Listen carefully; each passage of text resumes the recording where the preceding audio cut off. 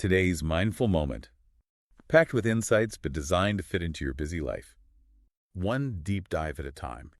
We often think of these huge, prestigious law firms, the kind operating with this almost inherent ethical purity. Like they're always on the side of justice, right? Yeah. But is it really that simple? Well, the idea of these massive firms with their relentless pursuit of profit and power, it kind of makes you wonder, doesn't it? It does, and the story we're going to dive into today is a perfect example of that. It really makes you think about how things have changed. I mean, historically, lawyers, they weren't just, legal professionals. They were seen as officers of the court.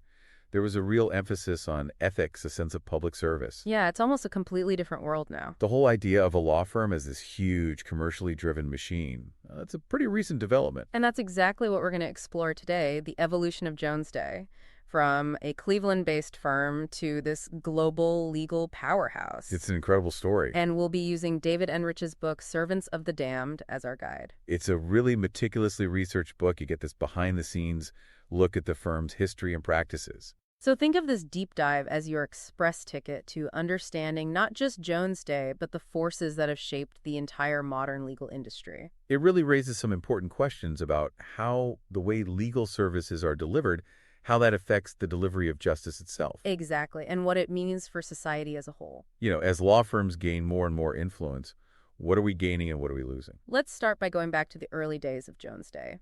The book paints a picture of a legal world that's almost unrecognizable compared to today. Oh, absolutely. Lawyers back then, they were much more embedded in their local communities. There was a real sense of camaraderie, almost a brotherhood, as Enrich describes it. The partners at Jones Day, they'd go on fishing trips together, play poker, even made their own gin during Prohibition. Imagine that. It sounds like a totally different era, right? It really does. And this sense of community, it went hand in hand with that public service ethos. Right. They weren't just chasing after every dollar they could get. Exactly. They could afford to be more selective about their clients, the cases they took on. And even though Jones Day represented some pretty major players in Cleveland at the time, like big industrial businesses, utilities, railroads, even the Rockefeller Empire and the Van Sweringen brothers, Yeah. it seems like they still prioritize these local relationships over this kind of aggressive growth strategy. And that's a really important point. Even in this seemingly more ethically focused time, the firm was already aligning itself with significant economic power. It's almost a foreshadowing of what was to come. And then things start to change dramatically in the late 1970s with these landmark Supreme Court decisions, Goldfarb and Bates. Huge turning points those were. Suddenly, law firms were being recognized as businesses with the right to advertise. It seems so normal now, but it was a radical shift at the time. It really challenged that traditional view of law as this kind of, learned profession, a world unto itself protected from those market forces. And both of those cases really shook things up, right? Absolutely. Goldfarb challenged these mandatory minimum fees for lawyers. And then Bates, well, that struck down all these restrictions on lawyers advertising their services. The whole playing field changed almost overnight. It's like someone flipped a switch. And what's really fascinating is how these decisions paved the way for this shift from law as a learned profession to law as a cutthroat business. That's exactly right. Competition was suddenly the name of the game. And then you have the rise of legal media like the American Lawyer magazine and the infamous AmLaw rankings. Oh, yeah, those rankings. Success wasn't just about reputation anymore. It was all about firm-size revenue profit margins. It created this whole new pressure cooker environment. And it really fueled this intense competition between firms. Oh, for sure. Those rankings became this public square card. And just like in any industry that gets measured and ranked, well, law firms started obsessing over it. It became a race to the top. Growth was everything, and profits, well, they became the holy grail. And that's where Dick Pogue enters the scene. He was the managing partner at Jones Day at the time. A very pivotal figure he was. He seemed to understand this fundamental shift in the legal landscape, and he was ready to embrace it. He was a real visionary. He pushed for aggressive growth and adopted a much more, let's just say, autocratic leadership style. Pogue was determined to turn Jones Day into a national powerhouse. He saw that the future of the firm lay beyond Cleveland. And establishing a strong presence in Washington, D.C., well, that was a key part of his strategy. But what's so interesting about Pogue is this contradiction in his character. The book talks about how even though he was wielding all this power, driving this massive expansion, he personally shunned wealth and those typical trappings of executive power. It is a bit surprising. He drove a Chevy Flu Coach. Doesn't sound like your typical high-powered lawyer, right? Not at all. It speaks to a certain complexity in his motivations. I mean, his primary drive seemed to be building the institution itself rather than enriching himself. That's a really important distinction. It suggests this tension that was starting to emerge between the firm's increasingly business-oriented goals and the personal values of its leadership. Right. A tension that would continue to play out in the years to come. Now, as Jones Day grew in size and ambition, it started attracting some very powerful clients. And that's where things get really interesting. This is where the book starts to delve into some ethically questionable territory. The firm's long-standing relationship with R.J. Reynolds is a prime example. Oh, yeah, that one. And it wasn't just about defending them in court. Jones Day was actively working to undermine public health regulations aimed at curbing tobacco use. Their tactics were pretty aggressive. They challenged marketing regulations, fought against those health warnings on cigarette packs, using the First Amendment as their shield.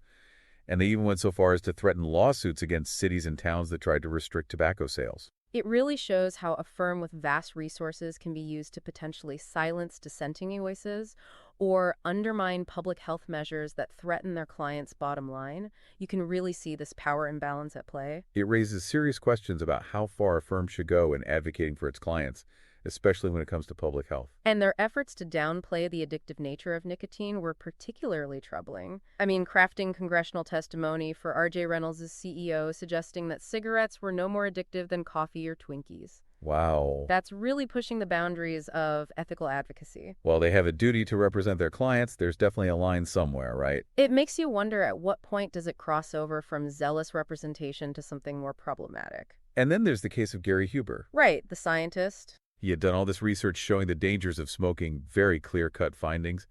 And when he was ready to testify in a lawsuit against the tobacco industry, well, Jones Day's reaction was pretty chilling. They basically tried to intimidate him, implying that they would use their considerable influence against him if he went ahead with his testimony. It's really unsettling. It raises questions about whether they were more concerned with protecting their client than with the truth coming out. The book also digs into Jones Day's involvement in the savings and loan crisis of the 1980s, their work for American Continental and Lincoln Savings, and the subsequent lawsuits alleging negligence and aiding and abetting illegal transactions. Well, it's not a pretty picture. No, it's not. It's pretty shocking, actually, when you consider the scale of the alleged misconduct and the huge fees that Jones Day raked in during this time. And what's really striking is that government regulators actually claim that if Jones Day had been more forceful in their warnings about the financial shenanigans going on, billions of dollars in taxpayer losses could have been averted. It led to these very unusual lawsuits filed by the FDIC and the Resolution Trust Corporation against Jones Day. And for these government agencies tasked with oversight to be going after a major law firm like that, well, it really says something about the severity of the situation. Absolutely. It challenges that traditional image of law firms as these bastions of ethics and strict adherence to the rules. You start to see cracks in that facade. Exactly. And now let's turn our attention to the political realm. Okay. The book traces how Jones Day's involvement in politics grew over time. They'd been representing the Republican National Committee since the 1960s, but their influence really exploded during the Trump administration. It's really striking how many Jones Day lawyers ended up in key positions within the Trump administration. People like Don McGahn, who served as White House counsel, and Noel Francisco, who became Solicitor General. It was an unprecedented level of representation from a simple firm. And these weren't just minor roles. McGahn was instrumental in shaping judicial appointments and regulatory policy. And Francisco argued a whole bunch of high-profile cases before the Supreme Court. So Jones Day was in a position to exert significant influence on the direction of the government. They had their fingers in a lot of pies. And then there's the whole controversy over the firm's representation of the Trump campaign in its efforts to overturn the election results in Pennsylvania. Right. The arguments made by John Gore about mail-in ballots and the Election Day deadline, a lot of people saw that as a blatant attempt to disenfranchise voters. It was very divisive. But what's really interesting is how all of this played out internally within Jones Day. There was this email that went viral, written by some associates. It was called the We Dissent email. Yeah. And they were expressing these deep concerns about the firm's role in potentially undermining democracy. It shows that there were these real ethical dilemmas being grappled with within the firm. It wasn't just this monolithic entity where everyone was on board with what was happening.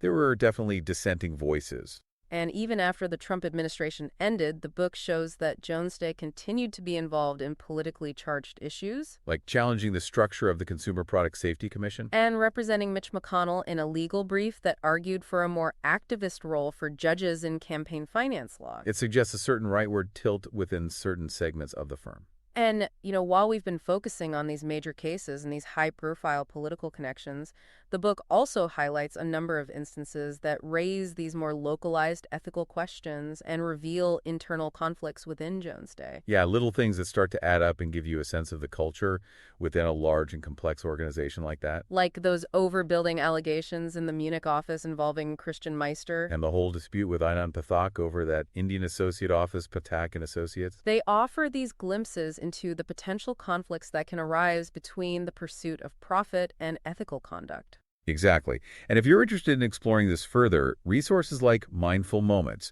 an AI audiobook analysis YouTube channel, might offer some additional insights into similar patterns in other institutions. The Janine Steidel v. Abbott Laboratories case is a really striking example. Oh, that one's a doozy. The judge, in that case, Judge Bennett, he was very outspoken in his criticism of Jones Day's aggressive defense tactics. He called their conduct appalling and accused them of witness coaching. Wow. And the fact that he ordered them to make a training video as a sanction, well, that's not something you see every day. Not at all. It really underscores how even these sophisticated law firms can cross ethical boundaries when they're fighting tooth and nail for their clients. It's a pretty public and pointed rebuke from the judge. And then there's the whole internal debate over pro bono work. Right. Jones Day decided to stop doing work for gun control groups after they started representing gun manufacturers. And then later on, they resumed that work because of pressure from some of the more liberal lawyers within the firm. It really shows the internal struggles and competing values that were at play. It's a firm with a lot of internal complexities and diverse perspectives. You also see that in their pro bono work along the U.S.-Mexico border, assisting undocumented immigrants. And then you have all those lawyers who worked in the Trump administration returning to Jones Day. And that created this whole cultural chasm within the firm. It's like their identity had been so shaped by their recent political engagements that it led to all this discomfort and friction among the lawyers. Interesting. And then the book uses this example of a small town in Massachusetts, Marion, to really illustrate how Jones Day's influence can reach down to the local level. What happened there? Well, Marion was trying to ban the sale of flavored tobacco products, including menthol. Okay. And Jones Day, representing R.J. Reynolds, they sent this strongly worded letter to the town, basically threatening legal action if they went ahead with the ban. Dan? Well, it worked. The town backed down. Wow. So a small town trying to protect public health gets bullied by a big, powerful law firm. It's a classic David and Goliath story. It really highlights the power dynamics at play when local communities try to sit on these big corporations and their high-priced lawyers. It raises some big questions for us as a society. I mean, what is the role of these huge law firms? What are their responsibilities to the public good? It's a complex issue. It's about finding the right balance between their duty to their clients and their ethical obligations to society as a whole. It's a tough one. So if you're interested in digging deeper into this fascinating and often unsettling world of Jones Day, we highly recommend checking out Servants of the Damned by David Enrich. It's a real eye-opener. We've included a link in the show notes where you can buy the book. Great. And if you enjoyed this deep dive, please subscribe to the show and share it with your friends. It's so important to keep these conversations going. I agree. And most importantly, keep thinking critically about what we've discussed today. Right. Don't just take our word for it. Do your own research. Seek out different perspectives. And form your own conclusions. Thanks for listening.